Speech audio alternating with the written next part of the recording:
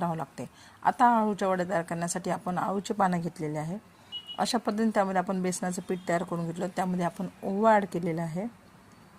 ते पीठ छान भिजवून घेतलेलं आहे पाणी टाकून। आता आळूच्या वड्यांना अशा पद्धतीने आपण बेसनाचं पीठ लावून घेऊया। तुम्हाला जर आळूच्या वड्याची संपूर्ण रेसिपी बघायची असेल तर प्लीज रेसिपीज विथ विद्या या चॅनलवर तुम्ही जाऊन माझी संपूर्ण आळूच्या वड्याची रेसिपी, कोथिंबीरच्या वड्याची रेसिपी, खीर,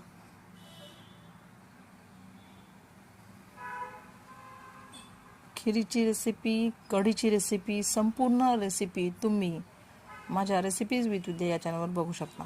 अशा पद्धतीने आता आपण आळूच्या वड्या छान तयार केलेल्या आहे।